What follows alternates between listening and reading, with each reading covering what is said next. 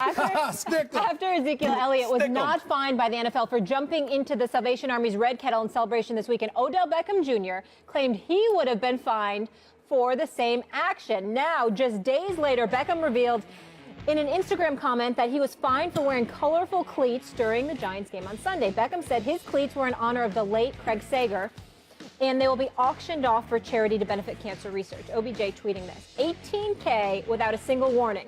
But the world would never know. They act like it's no big deal. No respect for the message, in my opinion. Now, the NFL allowed players to wear tribute cleats for a charity in Week 13, but not during the past week of games. Max, I want to start with you here. Do you have any issue with this fine on OBG?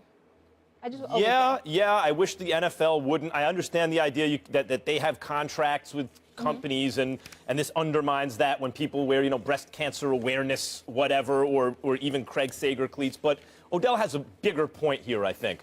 I was critical of him when he made the comment about Dak Prescott, given the fact that the Salvation Army does good work. And if someone's bringing attention to that, I didn't think Odell should make it about himself. And Odell, to his credit, tweeted out later that day or the next day, like sometimes I don't time my comments well or something like that. He is actually self-aware. But, when you're a young man that gets that much attention and that much criticism, it must feel, I imagine, how many of us are in that position, that you're victimized, that the world is coming at you fast. And your responses will be suboptimal at times. This puts his comment at the time into context. He feels that, look, I did a good thing. I honored a great person, and I'm raising money for a good cause, and yet I am fined for it. So really what he's saying is he's not against the Salvation Army. He's against the idea that more can't be done. But the timing of his comment, and without this knowledge, it made it seem as though he was being narcissistic and tone deaf. But that's what he is being, Max. Look, the NFL isn't the big bad guy in this equation. If you don't like the rule, fine. If you don't think the players should be restricted in what they wear, even when it raises money for charity, fine. But the rule exists, and Odell Beckham knew it existed.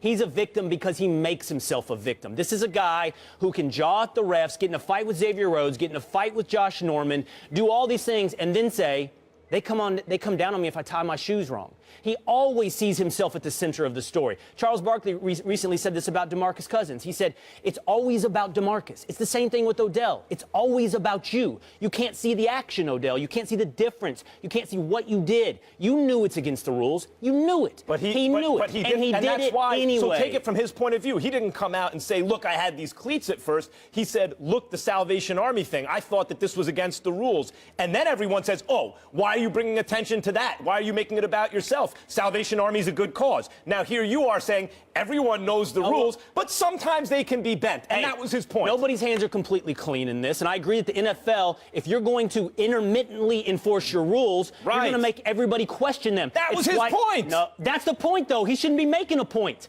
He should be doing what he knows is right, not breaking the rules to make a point. He didn't. He didn't bring up his cleats at first. But he simply brought up that is an inconsistent enforcement of the rules. He was then criticized for that, and now he is offering new information. That's why this was on my mind. Gentlemen, calm down. I get a little emotional when I talk about the Giants. Hold on, I got it. I just want, calm down, said Stephen A. I just want y'all to calm down. Take a breath. I just take a breath, be cool. Who are you and what have you done with Stephen A. Smith? Be cool, let's get it together, okay? Here's the deal. Will's right. Oh, my gosh.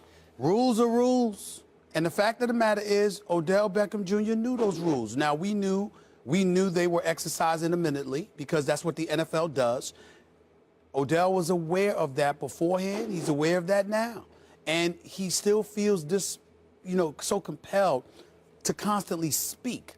And the more he speaks, he's jeopardizing himself the way Max Kellerman so eloquently said that he's jeopardizing himself weeks ago. Max Kellerman sat here and said he should be quiet, because you're bringing unwanted attention to yourself, and you're ultimately going to attract the ire of the league and officials and beyond, and he has to be mindful of that. Why? Because it is what it is. Fair, as my boy Jeff in California says, fair is a place where they judge pigs. It doesn't exist, okay? You got to put on your big boy pants and deal with that. However, having said all of that, let's be also mindful of this. The NFL is going to have to be more consistent. And I think they're going to have to heighten their level of sensitivity because, again, let's think about this. Where does that money go? I mean, you know, NFL gives to charities, but I think some of this fine money they get, I mean, that's feeding the charities themselves. It wouldn't shock me if we learned that that's the reality. You taking money from guys disguised as fines and everything like that, and you're donating that money to charity I'd instead love of it if that's the directly. case. Yeah, but I'm saying, what about directly out of your pocket as a league? Your money, okay? You should be doing that too. Not to say that they're not, but I'm mindful of all of these things. But in the end, Will is right. Big boy rules apply. I want to here. address that. You got to understand what the rules are. I was totally consistent it. about this. I was critical of him when I felt he was bringing unnecessary attention upon himself and not optimizing his potential. As a result, he was hampering himself. I was critical of him yesterday or the day before when this story broke about the Salvation Army and his criticism of the league and the inconsistent enforcement of their rules. I was critical. Odell, that's a bad look, etc. This is now the story. More information has come out, and he brings this up about his own fine. This actually illuminates the previous tweet and makes it look a little better. I'm not being asked to comment on the previous two instances, which I did at the time and was consistently saying, Odell, get a grip here, like realize what's going on. We're asked to comment about this, yeah, but Max, where I have to admit he's making a good point about the inconsistent enforcement of rules. One thing I do have to say, I think there's a better way he could have handled it. We saw what Cam did. We criticized Cam often. He honored Craig Sager. We saw him in his walkout outfit. He had the crazy hat. We clowned him for it in the post-game press conference. But I do believe that if Odell Beckham had jumped in that red Salvation Army kettle, he would have been fined for it. I do believe there is a double standard. I'm not saying I'm not saying he needs to go out and say it, but I do truly believe there's a double standard there. That's why I'm sitting here saying, Odell, shh, you're right. There may be a double standard. You're feeding his victimhood mentality by saying that. That's the reason the NFL. Not paranoid if they're really out to get you, Will. The reason the NFL forgave that fine is because it's bad PR to fine for jumping in the Salvation Army bucket. It's not who did it. Yeah. That's what they're trying to but avoid. You can say it's bad PR for honoring Craig Sager too. But here's the thing. So Max, I hate to do like be too trite or make childhood lessons here, but two wrongs do not make a right. Well, and the fact that I never bought into that entirely. Didn't enforce. So you'd be the guy in Greece that doesn't pay taxes because nobody else does. You'd be the guy in Italy that says, I don't need to pay taxes, nobody else does. Well, no, that's one example. I can give you others. There y'all go venturing beyond. Yeah, All I'm going to say is this. Not paying taxes. That guy's not paying. Calm down. Just relax. It's okay, Max. Be cool. Woosah. Will's the one guy in Greece paying taxes, apparently. Stephen A., let's change the subject here.